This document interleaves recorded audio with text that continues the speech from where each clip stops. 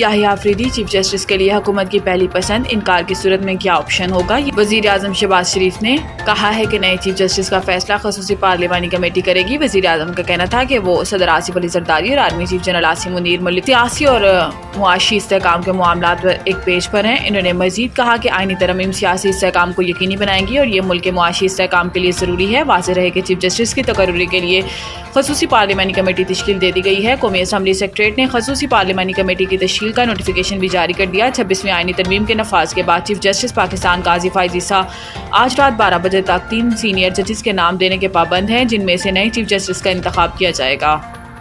PTI का खसूसी पार्लिमानी committee के इजलास से अलग रहने का फैसला। पीटीआई की जानिब से रात गए जारी किए गए एलामिये में कहा गया है कि तहरीक इंसाफ की सियासी कमेटी के अहम इजलास में जजेस की तकर्रुरी के लिए बनाई गई खसूसी पार्लिमानी कमेटी के इजलास से अलग रहने का फैसला किया गया है। एलामिये में कहा गया है कि इजलास में 26वीं आईनी तरमीम के हक में वोट देने वालों के खिलाफ कार्रवाई की भी मंजूरी देते हुए वोट देने वाले अराकीन की बुनियादी पार्टी रुकनीत मनसूख करने और तादीबी कार्रवाई पर भी इत्तेफाक किया गया है। पीटीआई की जानिब से जारी एलामिये के मुताबिक पार्टी से रवाबित मुनक़ता करने वाले दीगर अराकीन को शोकाज नोटिस के इजरा की भी मंजूरी दी गई है। पीटीआई की सियासी कमेटी की जानिब से अराकीन पार्लियामान से हुकूमती हलकों से रवाबित कायम करने पर अपनी पोजीशन वाज़े करने का कहा जाएगा और इन अराकीन की जवाबात की रोशनी में इनके मुस्तकबिल का तयन किया जाएगा। वज़ीर आज़म की गज़ा लेबनान के लिए इमदादी सामान के लिए 2 जहाज़ फौरी भेजने की हदायत।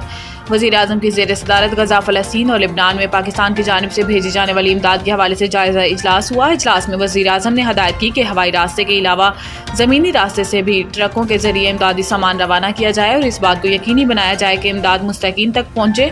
इमदादी सामान की तरसील के हवाले से वज़ीर आज़म ने फ़लस्तीन, लेबनान, उर्दन और मिस्र में तैनात पाकिस्तानी सुफरा से रवाबित मज़ीद बेहतर बनाने की हदायत की। वज़ीर आज़म ने अपील की है कि पाकिस्तानी अवाम बिलखसूस साहिब सरवत अफराद बढ़ चढ़ कर वज़ीर आज़म रिलीफ फंड बराए गज़ा और लेबनान में एहतियात जमा कराएं। इजलास को लेबनान और गज़ा में पाकिस्तान की जानिब से इमदादी कार्रवाइयों पर ब्रीफिंग दी गई, जिसमें बताया गया है कि पाकिस्तान की जानिब से गज़ा और लेबनान में इसराइली जाहिरियत से मुतासरा बहन भाइयों के लिए सर्दी से बचाने वाले टेंट्स, कपड़े, कंबल, अद्वियात, अशिया खुर्दनोश भिजवाए जा रहे हैं।